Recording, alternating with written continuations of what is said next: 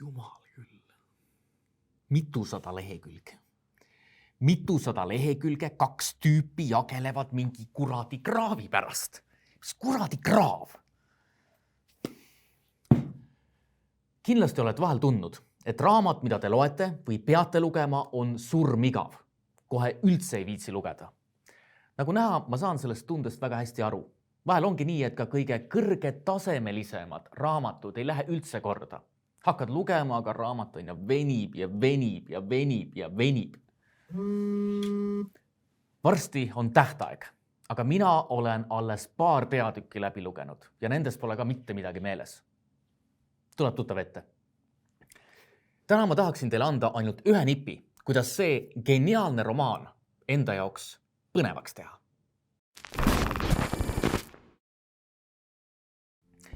Eelmises videopsi loengus rääkisime autorikesksest lähenemisest. Kirjanikud võivad olla muidugi geniaalsed, aga unustame täna ära, mida too tähtis autor meile öelda tahtis, kus ja millal ta elas või kes ta oli. Te näete siin võib-olla juba tuttavat võrrandit.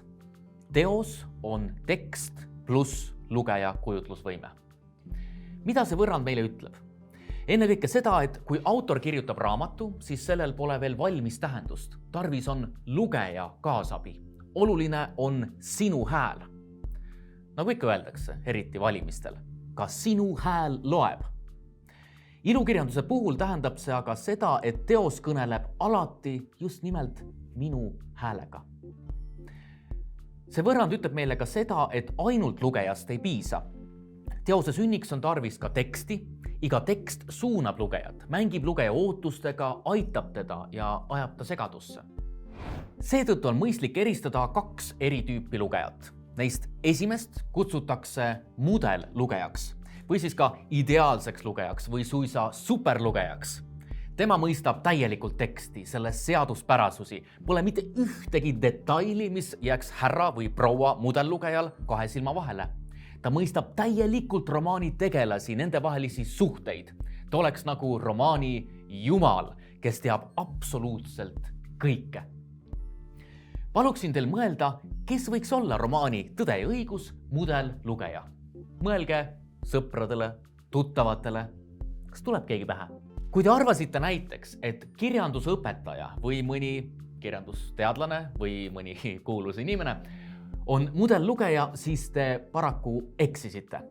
Neil võib olla küll suur lugemus, neil võivad olla kõrgetasemelised lugemisoskused, aga ka neil tekivad täiesti juhuslikud seosed, nad ei pane detaile tähele ja nii edasi.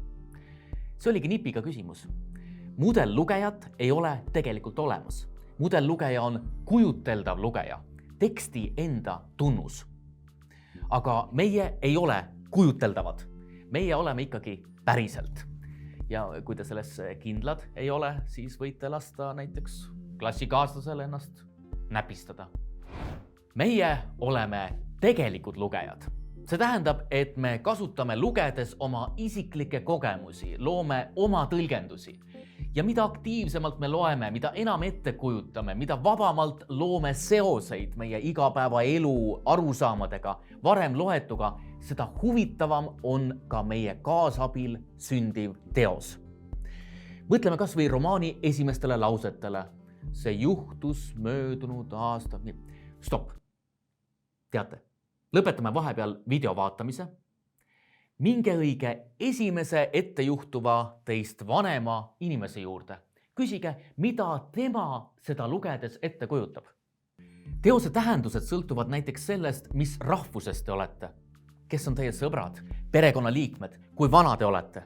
Teie õpetaja näiteks ei saa mõista romaani samamoodi kui teie, sest tema on teise põlvkonna inimene.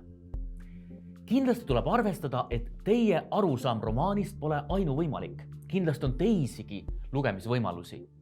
Nii et lugemisnaudingu teksti mõistmise seisukohalt on alati oluline kuulata ka teiste arvamusi, argumenteerida, kujundada oma arvamusi ümber.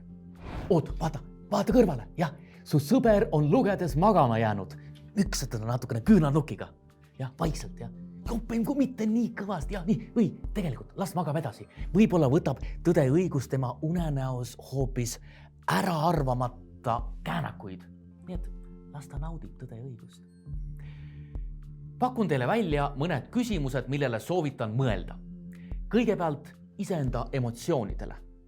Mis meeleolus ma lugemise ajal olen? Mida ma teosest üldse ootan? Mida ma tunnen lugemise eel, lugemise ajal, pärast lugemist? Mis mulle sellest romaanist meelde jääb?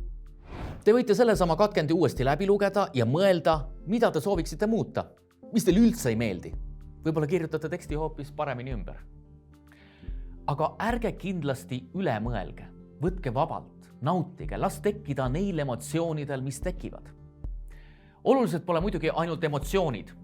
Soovitan teil mõelda ka sellele, kuidas te lugemise vältel toimite. Kus ma füüsiliselt viibin? Kui kiiresti ma loen?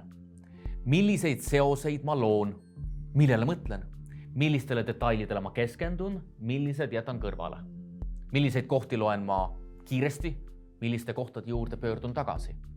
Kuidas mõjutavad minu hoiakud lugemiskogemust? Ilmselt olete te kõik Tõe ja õigusega mingil määral kursis ja loodetavasti mõni teist on seda isegi süvenenult lugenud. Kui te nüüd klassikaaslastega koos mõtlete, kuidas Andres Paas teose vältel muutub ja miks ta muutub, kuidas ta käitub, kuidas oleks ta võinud käituda Krõõda või Mariga, siis tekivad kindlasti erinevad tõlgendused. Minule meeldib kohutavalt kirjandusteoste üle sõpradega arutada. Ma olen sadu õhtuid veetnud vaieldes näiteks selle üle, kuidas seostub kraaklemine kraavi kaevamise pärast tänapäeva Eesti ühiskonnaga. Miks Andrese käitumine mulle nii vastik tundub? No ei ole hea inimene, ei ole, rõve mees see härra Paas. Lugeja keskne lähenemine seisneb muu hulgas selles, et loetu tuleb pidevalt seostada oma väärtuste, hoiakutega. Enne veel, kui avaldan salajase nipi, kuidas muuta Tammsaare romaan põnevaks, teeme pisikese kokkuvõtte.